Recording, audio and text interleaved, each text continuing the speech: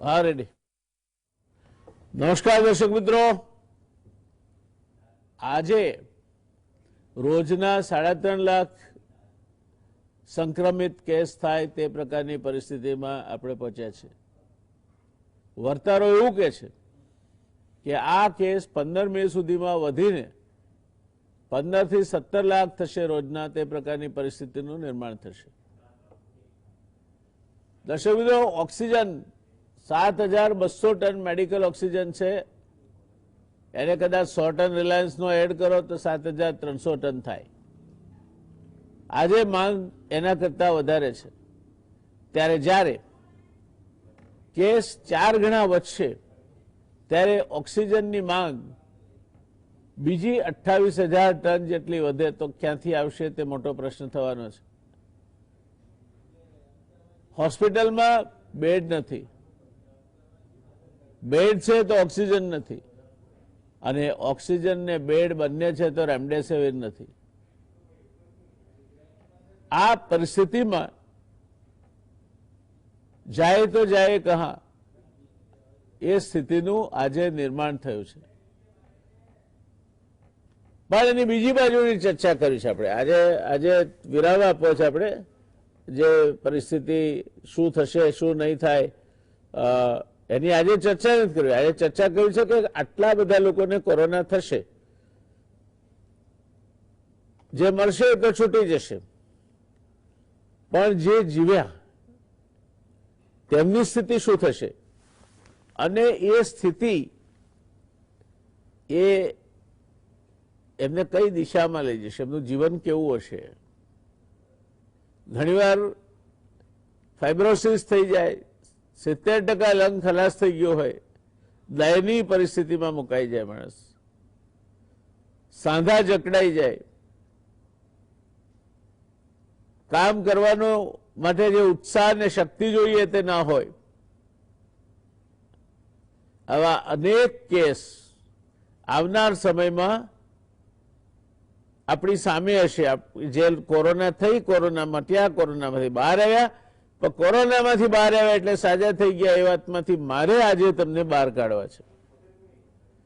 કોરોનાથી બહાર આવ્યા, અભિનંદન, પણ સંપૂર્ણ સ્વસ્થતા હજુ 6 મહિનાથી 1 વર્ષ લાગી શકે છે, એ વાત પણ તમે સ્પષ્ટ સમજો।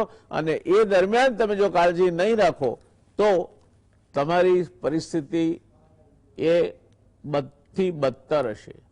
બીજા એક વહેમમાંથી પણ આપણે બહાર નીકળીએ કે કોરોના બીજી વાર થતો નથી। કોરોના બીજી વાર થઈ શકે છે। કોરોના બીજી વાર થાય, કદાચ માઇલ્ડ થાય એકવાર થયા પછી, રસી લીધી હોય તો પણ કોરોના થઈ શકે છે, કદાચ માઇલ્ડ થાય એકવાર થયા પછી, પણ રસી લીધી એટલે બિંદાસ ગમે તેમ કરો। એકવાર કોરોના થઈ ગયો એટલે ચિંતા નહીં, ગમે તેમ ફરો।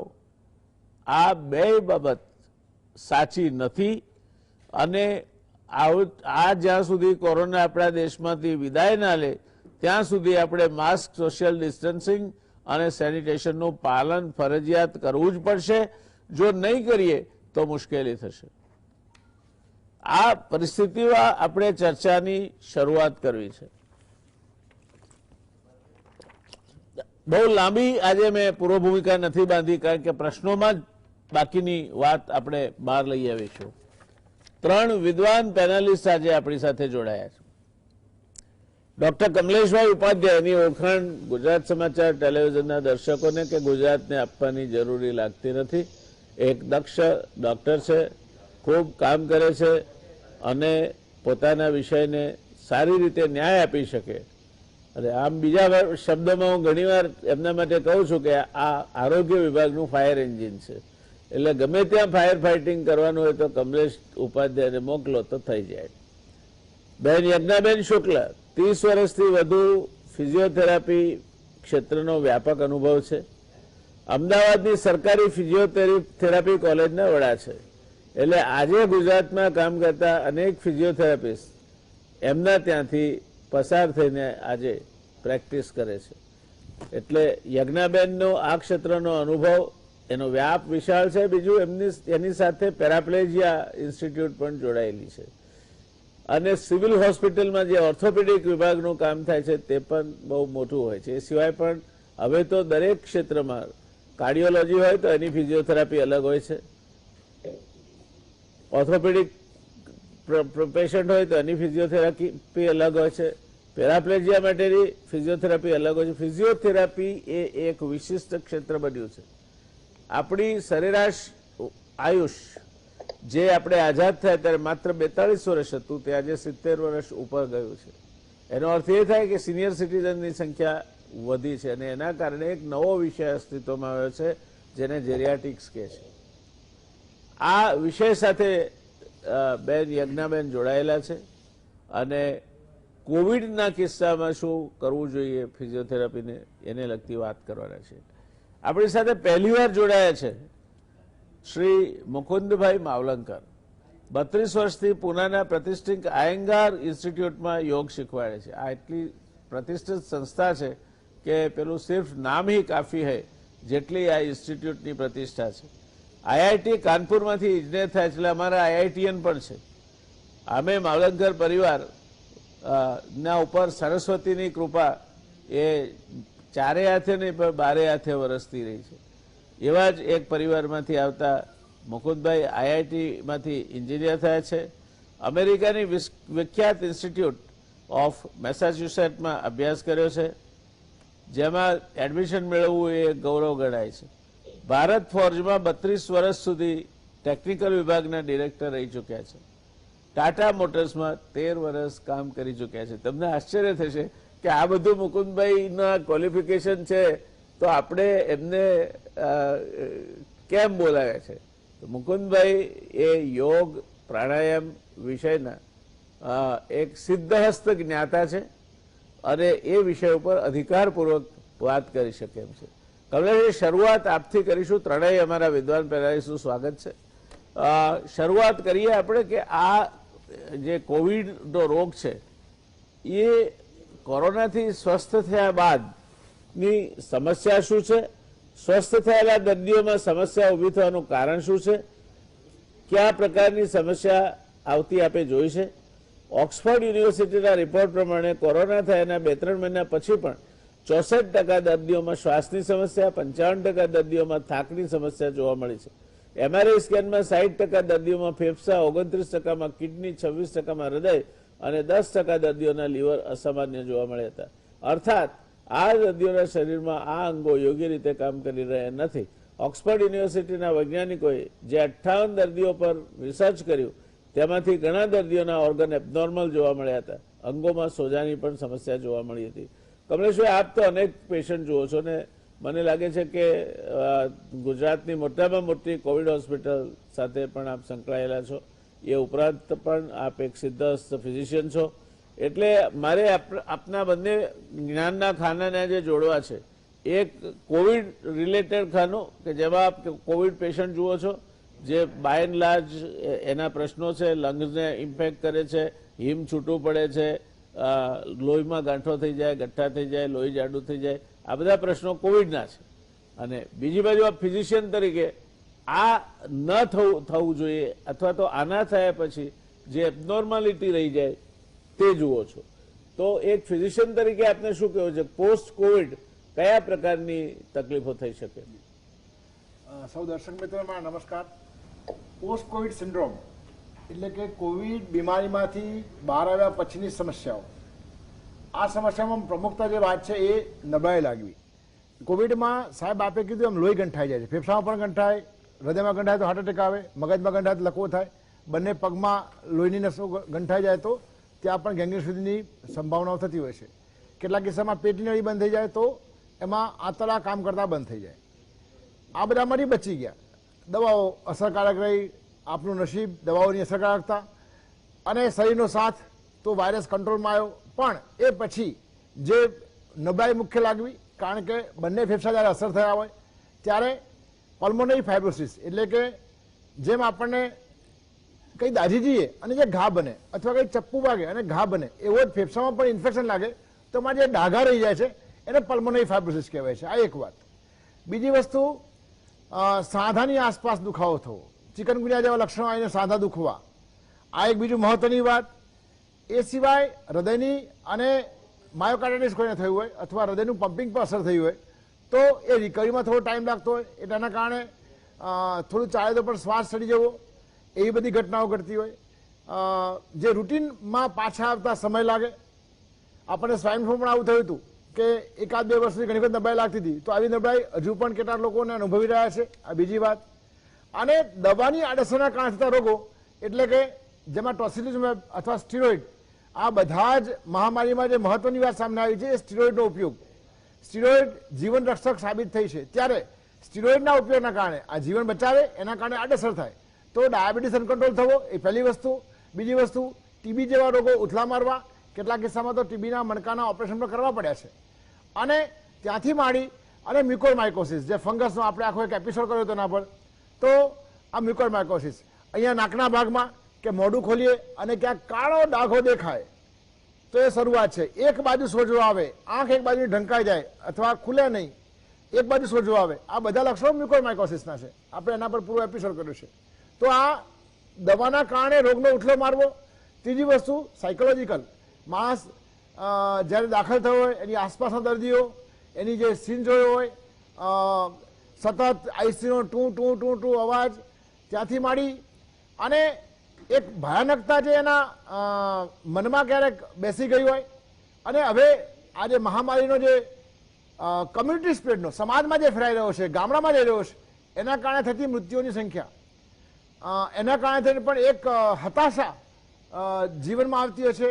ઘણી વખત કુટુંબમાં જે ક્લસ્ટર ઓફ ડેથ, એક જ ઘરમાં ભાઈ બહેન, માતા અને દીકરો, પિતા અને દીકરો, 2 ભાઈ, આવા કોમ્બિનેશન જે જોવા મળે છે, એના કારણે એક પરિવારમાં જે આવા મૃત્યુ થાય એના કારણે જે ગ્લાનિ આવે છે એ પણ એક મોટો માનસિક આઘાત આ કોવિડની મહામારીમાં આપણને જોવા મળે છે. ત્યારે મહત્વની જે વાત છે એ ફેફસાના ટેસ્ટિંગ અને ફેફસાના નબળા થવા એ મહત્વનું. એ સિવાય હૃદય પર જો અસર થાય તો હૃદયનું જે ફંક્શન ઘટે એ રિકવરી થતાં થોડો સમય લાગે છે. આમ આના પર મુખ્યત્વે રેગ્યુલર ફોલોઅપ જરૂરી છે. જે પલ્મોનરી ફંક્શન ટેસ્ટ અમે કરીએ છીએ એ અને સીટી સ્કેન એ પણ એટલીસ્ટ 1.5 થી 2 મહિના પછી, સારા થયા પછી પણ કરી લેવા જોઈએ. અને બાકીના રૂટીન બ્લડ રિપોર્ટ્સ અને મેં કીધું એમ ESR જેવા રિપોર્ટ, ટ્યુબરક્લોસિસ ચેકની જોઈ લેવું જોઈએ. ફંગસ કોઈ જગ્યાએ છે કે નહીં એનું પણ રેગ્યુલર તપાસ બહુ જરૂરી છે. દર્શક મિત્રો, કોવિડમાંથી સાજા થયા બાદ ફેફસા, હૃદય અને કિડની આ ત્રણેય આમ તો શરીરના વાઇટલ ઓર્ગન્સ છે અને એમાંથી એકમાં પણ ખરાબી થાય તો ધીરે ધીરે બધાને જોડે છે, જેને મલ્ટી ઓર્ગન ફેલ્યોર કહે છે. એટલે આ પરિસ્થિતિમાં તમારે બહુ જ ધ્યાન રાખવું જોઈએ. કોવિડમાંથી બહાર નીકળી ગયા એટલે આપણે સાજા થઈ ગયા, હવે કોઈ ચિંતાનું કારણ નથી, આ ભ્રમ કુટુંબના સભ્યો પણ મનમાંથી કાઢી નાખે. સાથે સાથે આપણે સાજા તો થયા પણ હવે ફેફસા બગડી ગયા છે, ફાઇબ્રોસિસ થઈ ગયો છે, એ પછી એક નવી ચિંતા લઈને જીવવાની પણ કોઈ જરૂર નથી. તમે સચેત રહો અને તમારા ડાક્ટરને અનુસરો. હી નોઝ ધી બેસ્ટ, એને તમારા માટે શું કરવાનું છે. એટલે તમે જાતે નેટ સર્ફિંગ કરીને કોઈ મહેરબાની કરીને દવાઓ નહીં શોધતા ને તમે ગૂગલને પૂછશો તો શરદીનું વિશે પૂછશો તો છેવટે તમને મારી નાખશે કે શરદીથી થતા બધા જ કોમ્પ્લિકેશન કહીને કે it could result in to a death.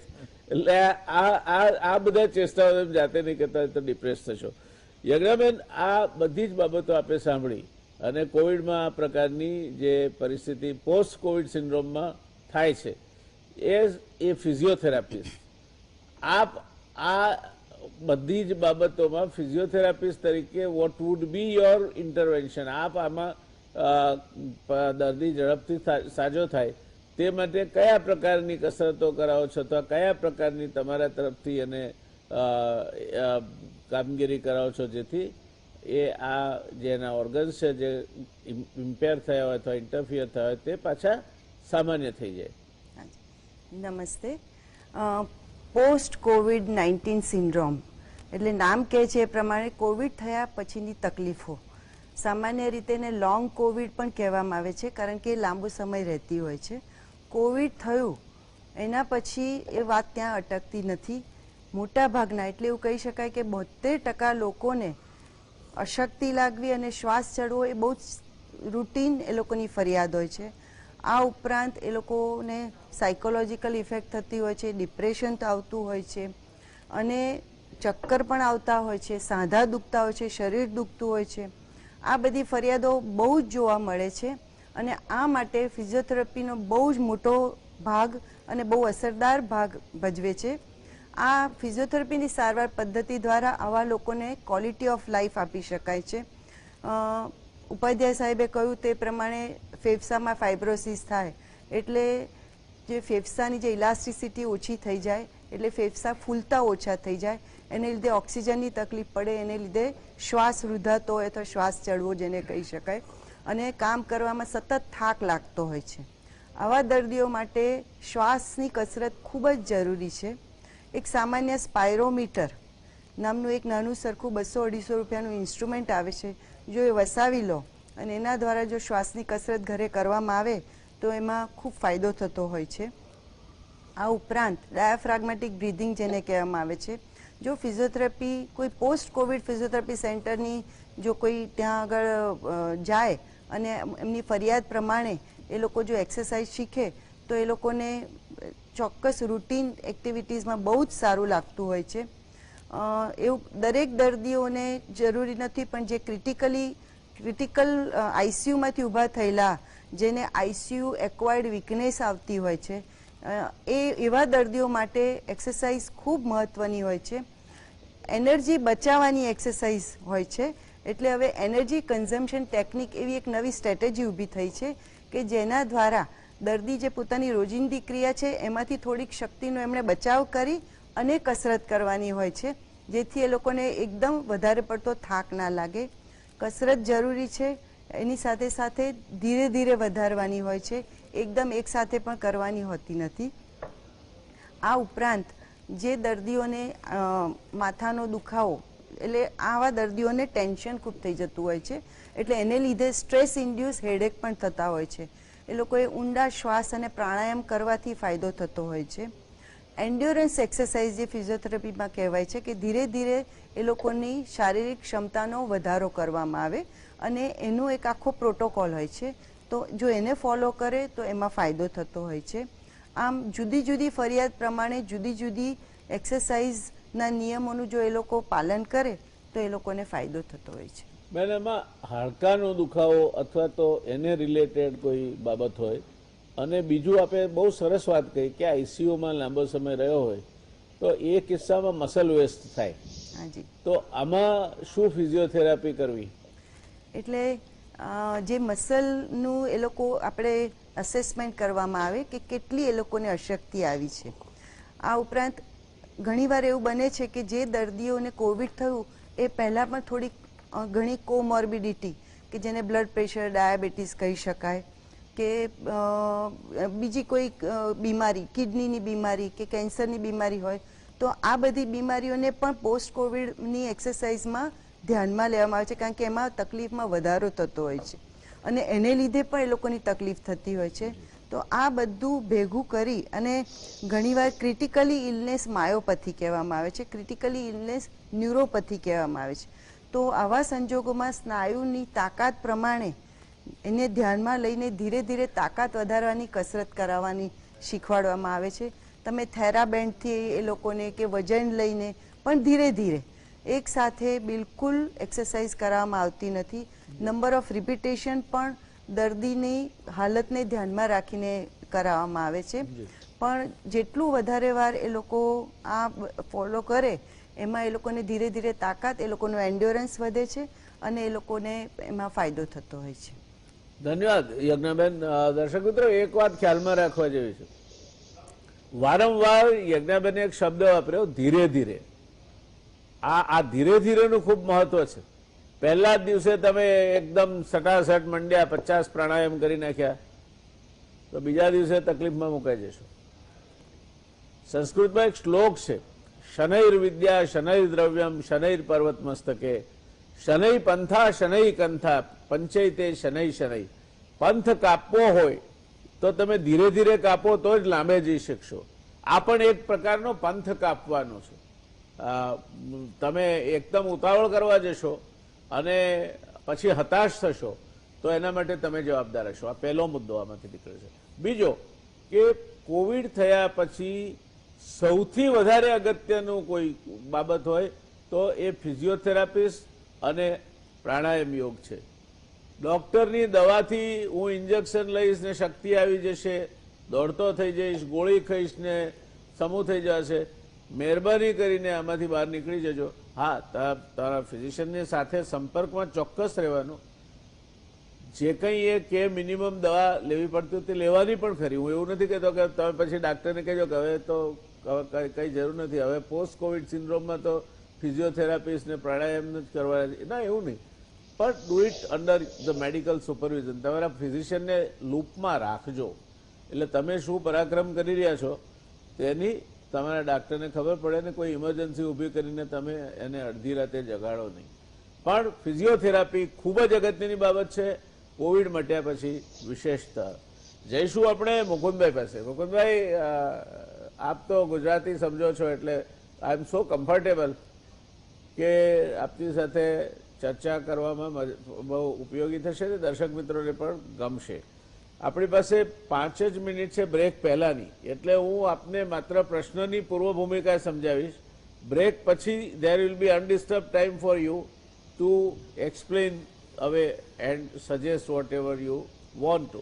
એટલે આ જે ટૂંકો ગાળો છે એમાં હું આપને બોલવા માટે એટલે નથી કહેતો કે વચ્ચે વિક્ષેપ પડે તો આપને જે લોકો સાંભળે છે એ લોકોને એનું કોમ્પ્રિહેન્શન કરવામાં થોડી તકલીફ પડે. તો આપણે જે ચર્ચા કરવી છે મુકુંદભાઈ એ છે કે પહેલું તો મારે આપને પૂછવું છે દર્શક મિત્રોની જાણ ખાતર કે આપ આ આઈઆઈટી અને એમઆઈટીમાં ભણેલ માણસ, હિન્દુસ્તાન કલ્યાણીના ભારત ફોર્જ અને ટાટા મોટર્સમાં ઉચ્ચ હોદ્દા પર કામ કરી ચૂકેલ માણસ, આપ આ વિષયમાં કઈ રીતે આકર્ષાયા અને એ બીજા અમારા દર્શક મિત્રોને આપની એક હાઈલી એક્લેમ્ડ પ્રોફેશનલ તરીકે શું સલાહ છે? બીજું કે પોસ્ટ કોવિડ સિન્ડ્રોમ પર આપણે આવીએ તો એમાં ફેફસા સૌથી વધારે ઇન્વોલ્વ થાય છે, હૃદય ઇન્વોલ્વ થાય છે, કિડની ઇન્વોલ્વ થાય છે. આ ત્રણેય અંગ એવા છે કે જેને આપણે vital organs of the body કહીએ છીએ. તો આપના મતે, આપ જે જાણો છો, અનુભવ્યું છે આપે, એ મતે પોસ્ટ કોવિડમાં પ્રાણાયામની અગત્યતા અને કઈ રીતે કરવા જોઈએ, કેટલો કરવો જોઈએ, કયા સમયે કરવો જોઈએ, આ બાબતે પણ આપ બ્રેક પછી વિગતે પ્રકાશ પાડશો તો ખૂબ આભારી થઈશું. અમે આપને પ્રશ્નપત્ર લીક કરી દીધું છે એટલે બ્રેક દરમિયાન આપ વિચારી અને જવાબ આપશો એવી મારી વિનંતી છે આપને.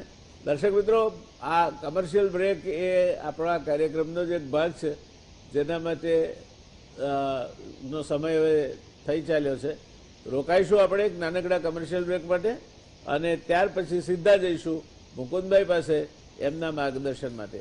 રોકાઈ એક નાનકડા કમર્શિયલ બ્રેક માટે. દર્શક મિત્રો, આપણે ચર્ચા કરી રહ્યા છીએ પોસ્ટ કોવિડ સિન્ડ્રોમ, કોવિડમાંથી સાજા થયા બાદ જે પરિસ્થિતિનું નિર્માણ થાય તેની.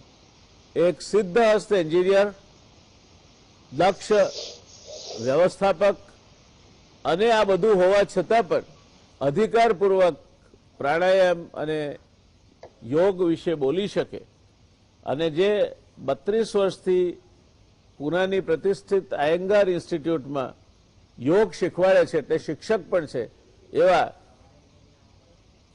મુકુંદભાઈ, હવે ટાઈમ ઇઝ યોર્સ.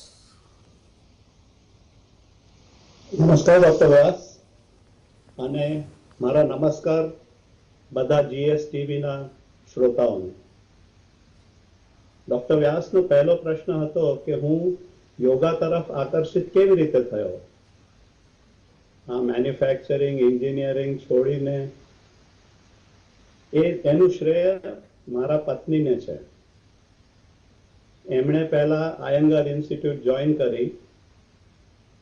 હું મારા કામમાં વ્યસ્ત હતો અને બહાર હોબીઝમાં વ્યસ્ત હતો, અને એમણે કહ્યું નહીં મુકુંદ, તું અહીંયા આવ, આ બહુ સરસ ઇન્સ્ટિટ્યૂટ છે. અને એકવાર હું ગયો અને પછી હવે ત્યાં જ વળગી પડ્યો છું. ડોક્ટર BKS આયંગર ના પોતાના અંડર મેં ટ્રેનિંગ લીધેલું છે અને એ માણસે આખું યોગાનું ચિત્ર બદલી દીધું. યોગ એટલે ખાલી આસન નથી, યોગ એટલે ખાલી પ્રાણાયામ નથી. તો અમે જે કરીએ છીએ એને અષ્ટાંગ યોગ કહે છે. એના 8 અંગ હોય છે: યમ, નિયમ, આસન, પ્રાણાયામ, પ્રત્યાહાર, ધારણા, ધ્યાન અને સમાધિ. આ જે છે આ એક પ્રવાસ છે. આપણું જીવન એક પ્રવાસ છે. એ પ્રવાસ આપણા બાહ્યાંગથી ચાલુ થાય છે અને એને કેળવવા માટે યમ, નિયમ અને આસન ને આપણે કરવા જોઈએ. એના પછીના 2 જે અંગ છે એ પ્રાણાયામ અને પ્રત્યાહાર. જ્યારે તમારું શરીર સુદૃઢ થાય, તમારી વિચાર શક્તિ તંદુરસ્ત થાય, ત્યારે તમે અંદર જોવાની દૃષ્ટિ પ્રાપ્ત કરો છો. અને એ પ્રાપ્ત કર્યા પછી પ્રાણાયામ અને પ્રત્યાહાર એ ચાલુ કરવાના છે. અને એ ચાલુ કર્યા પછી ધારણા, ધ્યાન અને સમાધિ સુધીનો આ પ્રવાસ છે. તો આ 8 અંગો આપણા શરીરના અંગ જેવા છે. ખાલી એક હાથને વ્યાયામ કરીને ચાલશે નહીં ચાલે. બંને હાથ, બંને પગ, બંને આંખો, બંને કાન, આખા શરીરને અને આખી શરીર રચનાને આપણે સુધારવાની છે. અને એટલા માટે આસનનો અભ્યાસ કરવો, પ્રાણાયામનો અભ્યાસ કરવો અને એના પહેલા યમ અને નિયમ એનો અભ્યાસ કરવો. એટલી સંક્ષિપ્ત માહિતી આપીને હું ડોક્ટર વ્યાસના બીજા પ્રશ્ન પર આવું છું કે કોવિડ થયા પછી શું, કોવિડમાંથી તો સાજા થઈ ગયા, હવે આપણું આખું જીવન પટરી પર કેવી રીતે લાવવાનું છે? એ જે ડિરેલમેન્ટ થઈ ગયું હતું એને આપઘાતમાંથી તો આપણે બચી ગયા છીએ, પણ જેવી રીતે ડોક્ટર ઉપાધ્યાયે કહ્યું કે આ આપઘાતમાંથી બચતા બચતા આપણા અંદરના અવયવોને ઈજા પહોંચેલી છે. અને એટલા માટે યોગ એ બહુ મહત્વનું છે. આપણા શરીરમાં આમ ગણીએ તો 725 ટ્રિલિયન, હવે હું ટ્રિલિયનમાં 0 પણ કહી દઉં એટલે પછી મને કોઈ સવાલ ના પૂછે ટ્રિલિયનમાં કેટલા 0 હોય છે. 725 પછી 12 0 હોય છે. એટલા બધા કોષ છે, એટલે સેલ્સ છે. અને એ 200 પ્રકારના સેલ્સ છે. હવે દરેક સેલ એ જીવિત છે. દરેક સેલ શ્વાસોશ્વાસની પ્રક્રિયા કરતો હોય છે. દરેક સેલ ને ખાવાનું પુરવઠો આપણે કરવો પડે છે અને ત્યારે જ એ સેલ્સ, એ કોષ જીવંત રહી શકે છે. તો યોગાનો અભ્યાસ કરીને યોગાની પ્રેક્ટિસ કરવાથી આ બધા ટ્રિલિયન 200 ટાઈપના સેલ સાથે આપણે એક સંવાદ સાધી શકીએ છીએ. એ આખું યોગાનું પ્રિન્સિપલ છે, યોગિક થેરપીનું પ્રિન્સિપલ છે. અને એ પ્રિન્સિપલ આયંગાર ગુરુજીએ બહુ સરસ રીતે એમણે આચરણમાં લાવ્યા. ઘણીવાર આપણે સાંભળ્યું કે આપણી શારીરિક મર્યાદા રોગના લીધે ઓછી થઈ ગઈ હોય છે. આપણા મસલ વીક થઈ ગયા હોય છે, કોઈ સેલ્સમાં ફાઇબ્રોસિસ થઈ ગઈ હોય છે, લંગની કેપેસિટી ઓછી થઈ ગઈ હોય છે. એટલે આપણે ગુરુજીએ એવું કર્યું કે એમણે વિવિધ પ્રકારના પ્રોપ્સ તૈયાર કર્યા અને એ ઘરની વસ્તુઓમાંથી, એ બોલ્સ્ટર હોય, ઓશિકા હોય, રોપ્સ હોય, બેલ્ટ્સ હોય, જેનો આધાર લઈને ખુરચી હોય, ટેબલ હોય, ખુરશી હોય, ટેબલ હોય, એનો આધાર લઈને આપણે શરીરને પાછું લાવવાનું છે, શરીરને પાછું તંદુરસ્ત કરવાનું છે. અને જ્યારે શરીર તંદુરસ્ત થાય ત્યારે મન તંદુરસ્ત થશે, અને જ્યારે મન તંદુરસ્ત થશે ત્યારે આપણે આત્માની પાસને પહોંચી શકીશું. એ આખું યોગિક થેરપીનું તત્વજ્ઞાન છે. તો આટલી નાનકડી ઇન્ટ્રોડક્શન આપીને પછી હું સવાલ જેમ જેમ આપ પૂછતા જશો તો હું વધારે માહિતી આપીશ કે પ્રેક્ટિકલી કેવી રીતે કરવાનું છે. પણ એક શરૂઆત મહત્વની વસ્તુ, અને આ અષ્ટાંગ યોગા એ જે છે એ પતંજલિ એ આપણને એની જાણ આપી છે. અને એનું પહેલું સૂત્ર છે અથ યોગાનુશાસનમ. યોગા એક ડિસિપ્લિન છે. ડિસિપ્લિન એ જ યોગ છે અને યોગ એ જ ડિસિપ્લિન છે. એટલે જેવું ડોક્ટર પ્રજ્ઞાબેને કહ્યું કે આપણે પેલી, અને ડોક્ટર વ્યાસે કહ્યું કે સસલા અને કાચબાની જે સ્પર્ધા થઈ હતી એમાં સસલો દોડવા માંડ્યો, કાચબો ધીરે ધીરે ચાલતો પણ આત્મવિશ્વાસથી ચાલતો હતો અને એ હરીફાઈ જીતી ગયો. તો આપણે એવી રીતનું કરવાનું છે, કાચબાની ગતિએ એક સંથપણે પણ આત્મવિશ્વાસથી આગળ વધવાનું છે કે આમાંથી હું મારી બધી જીવન પ્રક્રિયા પાછી લાવી શકવાનો છું. Thank you doctor Vyas. Thank you Mukundbhai. આપ તો એવડી મોટી ખાણ છો કે મને લાગે છે કે એકલો એક શો આપની સાથે કરવાની લાલચ થાય છે.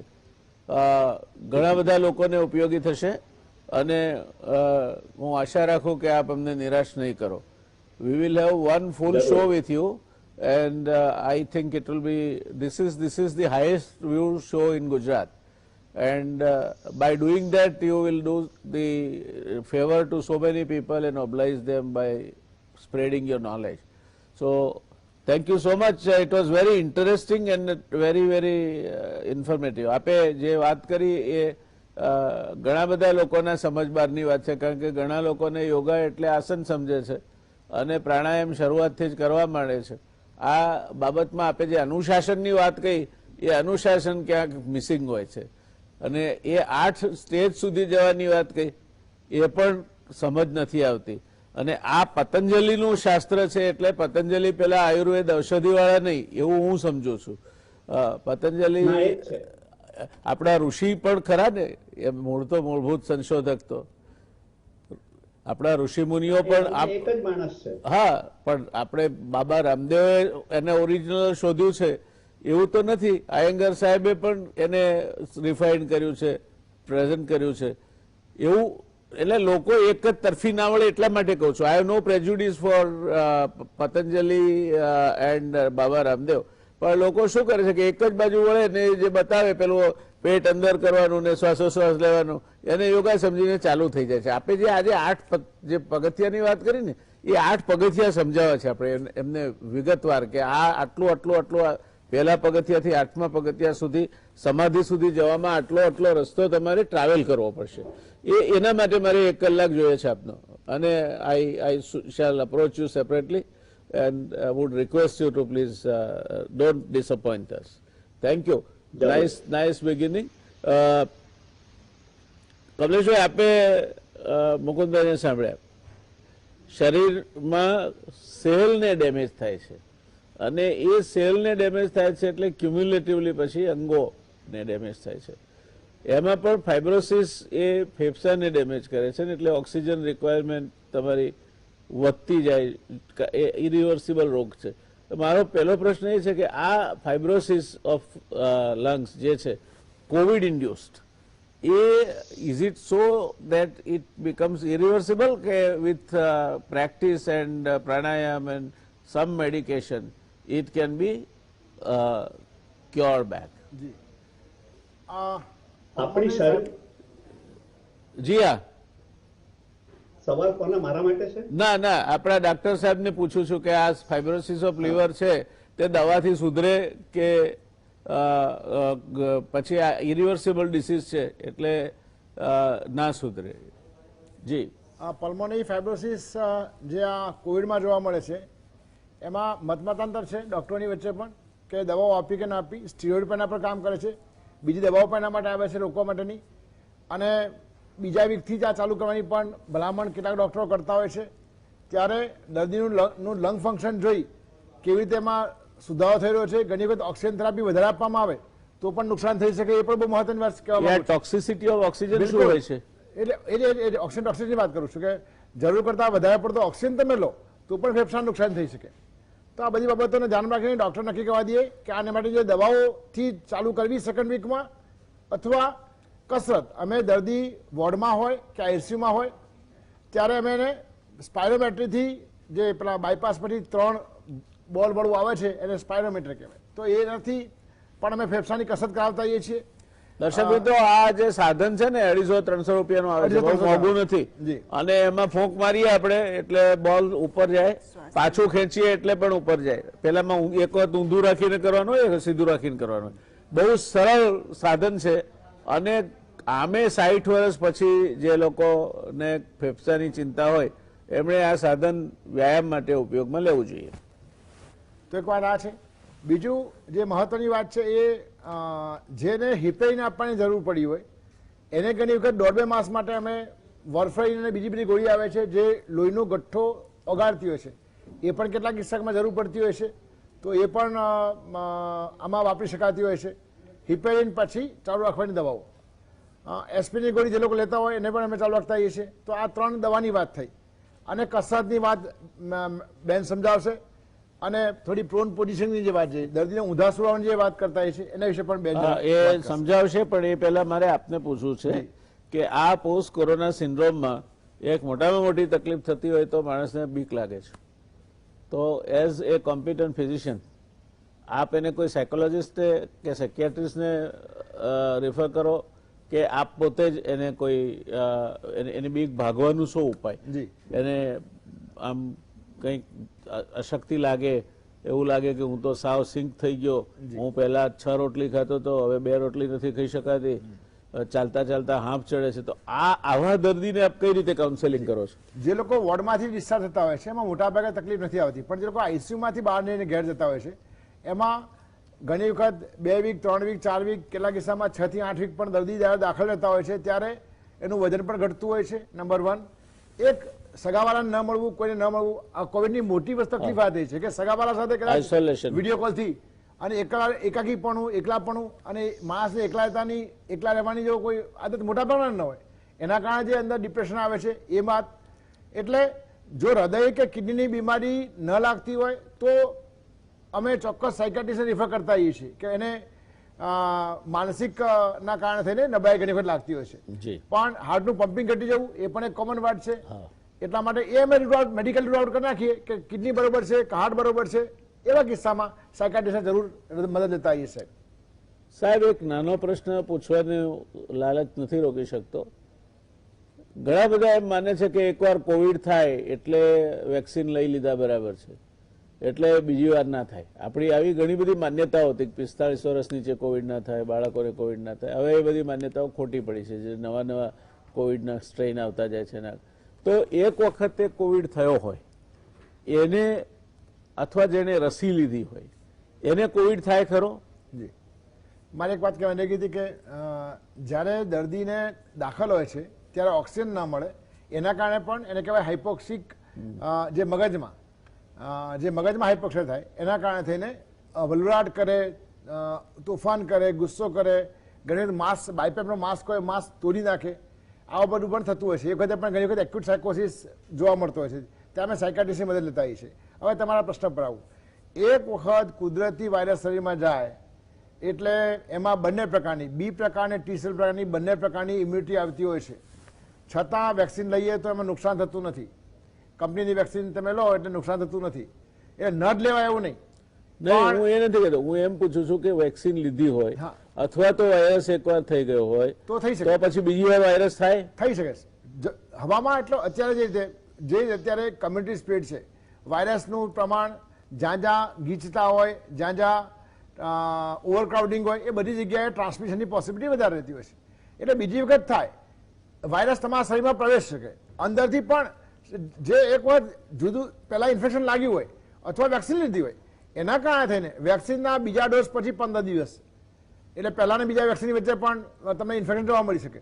પણ એક વાત ચોક્કસ છે, એક વાર તમને કુદરતી ઇન્ફેક્શન લાગ્યું હોય અથવા તમે વેક્સિન લીધી હોય, બંને ડોઝ લીધા હોય તો એ પછી જે ઇન્ફેક્શન જે લાગે એની તીવ્રતા બહુ ઘટી જાય છે રાઈટ. અને મહદઅંશે જે મૃત્યુની સંભાવના જે પર્ટિક્યુલર છે એ પ્રેક્ટિકલી ઝીરો એવું કહી શકાય. એટલે દર્શક મિત્રો, બીજી વાર ચેપ લાગી શકે હા. પણ એની તીવ્રતા ઓછી હોય રસી લીધી હોય તો અથવા એક વખત કોવિડ થઈ ગયો હોય તો. એટલા માટે જ હવે અને એટલે તમારે ચેતતા રહેવું. જી. એ તમારે માસ્ક પહેરવામાં એને જો તમે હેબિટ જ કરી નાખશો તો મને લાગે છે કે તમને આ બધી પ્રકારનું આ જે SMS ની આપણી જે ટેકનોલોજી છે, social distancing, mask and sanitation, એને હજુ નહીં છોડતા, ટોળામાં ભેગા નહીં થતા, અને કોવિડ એકવાર થઈ ગયો હોય તો પણ કાળજી રાખજો. દર્શક મિત્રો, કેટલાક કિસ્સામાં માણસનું ઓક્સિજન લેવલ ઘટી રહ્યું હોય, 92 થઈ ગયું હોય, 90 થઈ ગયું હોય, એવા કિસ્સાઓમાં પ્રોન પોઝિશન જેને કહે છે, ઊંધા સૂઈ જવાથી એના ઓક્સિજન લેવલમાં વધારો થાય છે અને એને કમ્ફર્ટ લાગે, એટલે કે આમ સારું લાગે છે. તો આપણે યજ્ઞાબેન પાસેથી જાણીશું કે આ શું છે. કોરોના એ ફેફસાને અસર કરે છે એ નિર્વિવાદ વાત છે. એને લીધે ઓક્સિજનના લેવલમાં અસર થાય છે એ પણ નિર્વિવાદ વાત છે. આના માટે પ્રોનિંગ થેરપી, પ્રોન એટલે ઊંધા સૂવું, આ જે એક બહુ જ ઇફેક્ટિવ સારવાર પદ્ધતિ સાબિત થઈ છે, જેમાં દર્દીને દિવસમાં 5 થી 6 વાર 15 થી 20 મિનિટ ઊંધા સૂવાનું કહેવામાં આવે છે. ઊંધા સૂતી વખતે માથાની નીચે, છાતીની નીચે અને થાપાની નીચે એક એક ઓશિકું મૂકવાનું કહેવામાં આવે છે. જો તમે ઊંધા સૂઈ ન શકતા હો તો ડાબા કે જમણા પડખાભેર પણ સૂઈ શકો છો. આમ સૂતા પછી ઊંડા શ્વાસ લેવાનું કહેવામાં આવે છે અને આવું કરવાથી ફેફસા ખુલે છે અને ઓક્સિજનનું લેવલ એકદમ ઊંચું જાય છે. એટલે આ એક ખૂબ જ અસરદારક સારવાર પદ્ધતિ છે. એટલે જ્યારે પણ ઓક્સિજનનું લેવલ ઓછું થાય તો દર્દીને જો આ પ્રમાણે ઊંધા સૂઈ જાય તો ખૂબ જ ફાયદો થતો હોય છે. ખાલી જમ્યા પછી 1 કલાકનું અંતર રાખીને પછી જ ઊંધું સૂવું જોઈએ, જેથી કરીને ખોરાક પાછો ના આવે. બાકી આ રીતે સૂવાથી ખૂબ ફાયદો થતો હોય છે. દર્શક મિત્રો, પ્રોન પોઝિશન ઉપર યુટ્યુબ પર ઘણા વિડીયો છે, એટલે જો તમે આની સર્ચ આપશો તો યુટ્યુબ પર વિડીયો મળી રહેશે. આ એક ખૂબ જ અસરકારક, કોઈ પણ દવા વગર તમારા ઓક્સિજન કોન્સન્ટ્રેશનને વધારી આપતી પદ્ધતિ છે. તમને પણ વિશ્વાસ વધશે, મજા પણ આવશે. વળી પાછા માવલંકર સાહેબ, આપની પાસે આવું છે. પોસ્ટ કોરોના જે સિન્ડ્રોમ છે એમાં એક વસ્તુ ડિપ્રેશન થાય છે ને બીજું ફેફસાને અસર થાય છે. આપે જે આખું સમુદ્ર મંથન કર્યું એમાંથી અત્યારે તો આ એક નાનકડા અમૃતના 2 ટીપા જોઈએ છે કે ડિપ્રેશન અને ફેફસાને નુકસાન થયું હોય તેવા કિસ્સામાં પ્રાણાયામ અથવા અન્ય કોઈ બાબત આપ કઈ રીતે લેશો અને એવા દર્દીઓને આપની શું સલાહ છે? એક તમને હું વાત કરું અને બધા શ્રોતાઓએ સમજવા જેવી છે. આપણે જ્યારે આપણું દૈનંદિન જીવન વ્યતીત કરતા હોઈએ છીએ ત્યારે આપણા ફેફસાની ફક્ત 30% ક્ષમતા આપણે વાપરીએ છીએ. તો બાકીની 70%ની જે ક્ષમતા છે આપણા ફેફસાની એ આપણે વાપરતા નથી હોતા. હવે પ્રાણાયામ કરીને, યોગાસન કરીને જો પણ આપણને ફાઇબ્રોસિસ થયો હોય તો બાકીના જે સુદૃઢ ફેફસાના ભાગ છે એમની ક્ષમતા આપણે વધારીએ છીએ. એક ક્ષમતા વધારવાથી જે ફાયદો થાય છે, એટલે પ્રાણાયામમાં તો અમે છાતી ખોલવાનો જે શીખવાડીએ છીએ અને જેનાથી volume of lungs A increase થાય છે. થોરેસિક બ્રીધિંગ અને પ્રજ્ઞાબેને કહ્યું જે ડાયાફ્રામેટિક બ્રીધિંગ હોય છે દેટ ઇઝ મોર ઇમ્પોર્ટન્ટ. અને મેં એક મહત્વની વાત કહી, પ્રાણાયામ અમે કરીએ છીએ કે જ્યારે આપણે શ્વાસ લઈએ ત્યારે બંને નોસ્ટ્રિલથી શ્વાસ છાતીની આગળની તરફથી લઈને ઉચ્છ્વાસ જે છે એ પાછળની તરફથી છોડવાનો છે. એવું જોવામાં આવ્યું છે કોવિડમાં કે પેશન્ટ આઈસીયુમાં પડ્યા હોય ત્યારે પીઠ પર હોય છે અને જેવું પ્રજ્ઞાબેને કહ્યું કે પ્રોન બ્રીધિંગ આપણે કરવું જોઈએ, એ એટલા માટે કે આપણે પીઠ પર પડીને જે ફેફસાના પાછળના ભાગ છે એના ઉપર ફેફસાનું વજન આવીને એના પાછળના એલ્વિયોલાઈ અને એર પેસેજીસ બંધ થતા હોય છે. તો જ્યારે આપણે પ્રાણાયામિક બ્રીધિંગ કરીએ એટલે છાતીના આગળથી શ્વાસ લેવાનો અને છાતીની પાછળથી ઉચ્છ્વાસ લેવાનો. એનાથી આના ઉપર આપણે જલ્દી કાબુ લઈ શકીએ છીએ. અને અમે ડેફિનેટલી પ્રોન શવાસન કરાવીએ છીએ પ્રાણાયામ કરતી વખતે કે જે લોકો ના ફેફસામાં થોડી ફાઇબ્રોસિસ થયું હોય એ બધા વિષાણુઓ બહાર પડી જાય એના માટે પ્રોન શવાસન ઇઝ વેરી ગુડ. સાહેબ, જો આપને અનુકૂળતા હોય તો આપે કયું એક નાનું ડેમોન્સ્ટ્રેશન બતાવી શકો? હા, હું બતાવીશ. પહેલા તો આપણે અહીં સૂઈને નહીં બતાવી શકું પણ બેસીને બતાવી શકીશ. હાજી.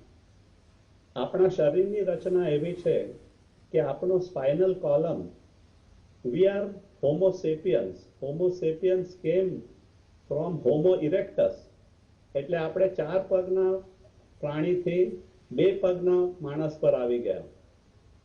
તો સ્પાઇનલ કોલમને આપણે જેટલા તંદુરસ્ત રાખી શકીએ એટલી આપણી શરીરની વ્યવસ્થા અને અંદરના અવયવોની મળતો પ્રાણવાયુ એ સચવાય. એટલે આપણે બેસતી વખતે બંને ખભા પાછળ લેવાના છે. આપણે આમ કરીએ તો છાતી કોમ્પ્રેસ થઈ જાય છે અને એનાથી આપણને શ્વાસ લેવામાં તકલીફ થાય છે. આપણે ઊંચા થવાનું છે, ખભા પાછળ લેવાના છે અને જે આ સ્ટર્નમ અમે કહીએ છીએ, જે આગળનું હાડકું છે જ્યાં બધી રિબ્સ જોડાયેલી હોય છે, એને ઉપાડવાનું છે.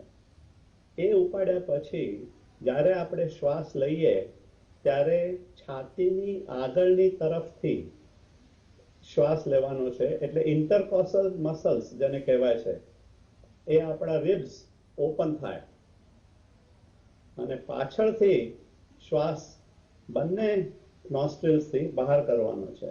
અને આ કરતી વખતે માથું થોડું નીચે લેવાનું છે, જેને અમે જાલંધર બંધ કહીએ છીએ. એનાથી ઇન્સ્પિરેશન એર નું પ્રેશર એ થોડું વધારે અને જે એર પેસેજીસ બંધ થઈ ગયા હોય એ ઓપન થવામાં મદદ થાય છે. એટલે જાલંધર બંધ, lifting of chest, you can take a support in front of a table, put your arms on the table and keep breathing. Uniform, circuitous, cyclical breathing is very important. Ji sir, thank you so much.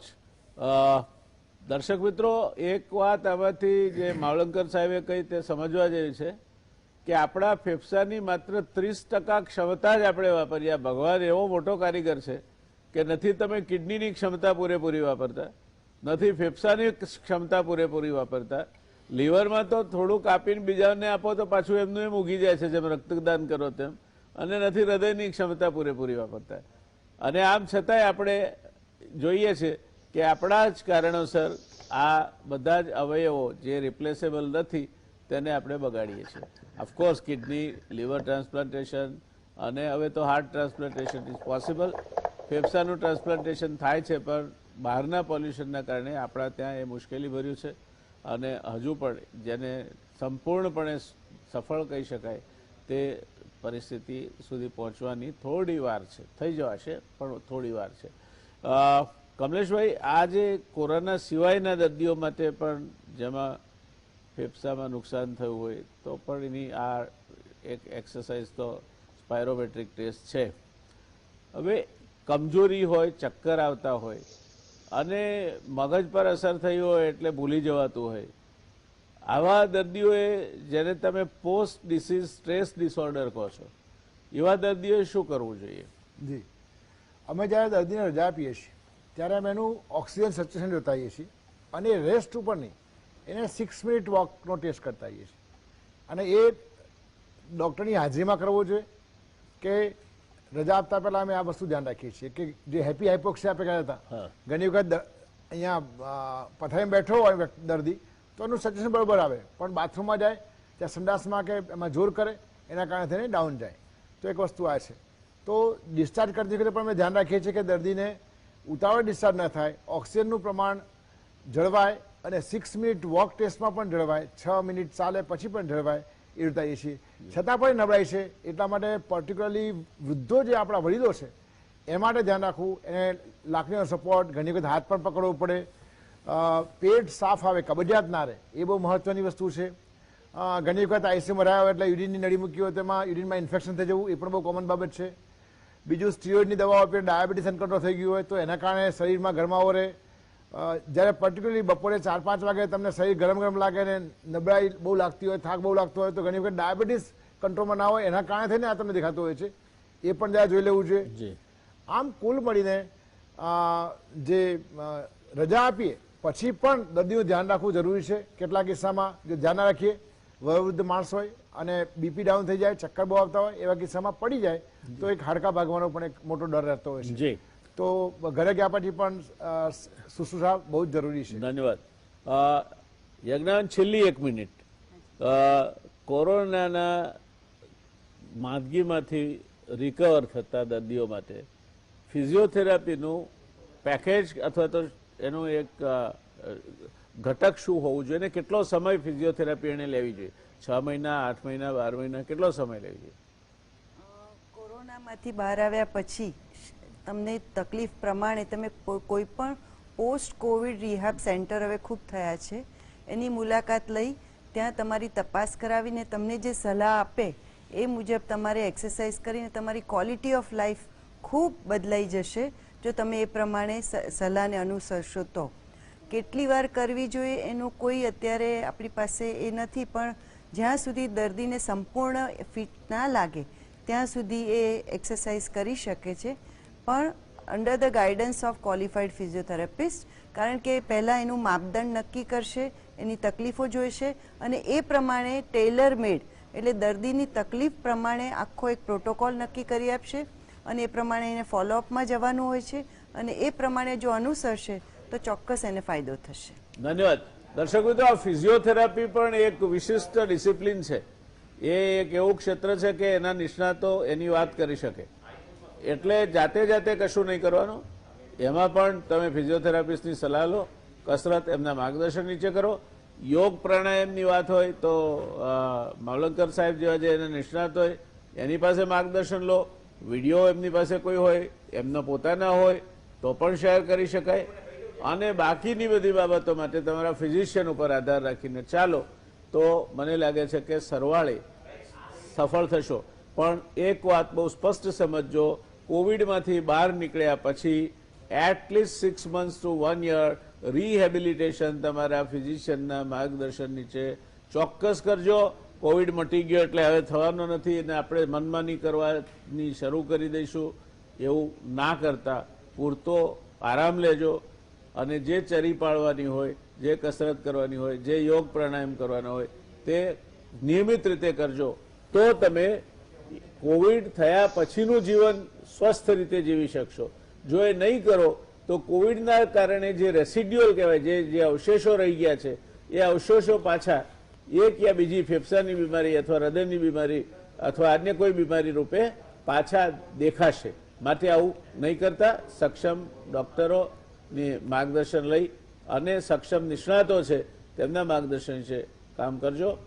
તમે સૌ આરોગ્યપ્રદ જીવન જીવો, સુખી જીવો, 100 શરત જીવો, 100 શરત સૂંઘો, 100 શરત સમજી શકો અને 100 શરત જોઈ શકો એવું સરસ મજાનું સ્વસ્થ જીવન જીવો, જેમાં પથારીમાં પડ્યા રહીને નહીં પણ 100 વસંત જીવનની માણીને જીવો એવી શુભકામના સાથે આજની વાત પૂરી કરતા પહેલા ડૉક્ટર માળંગર સાહેબ, આપ અમારી સાથે જોડાયા, પહેલો આપનું અમારી સાથેનું આ જોડાણ છે, પણ આપે અમને એટલા પ્રભાવિત કર્યા છે આપની સરળતાથી અને આપની ક્લેરિટીથી કે we are now going to have another full fledged solo show with you.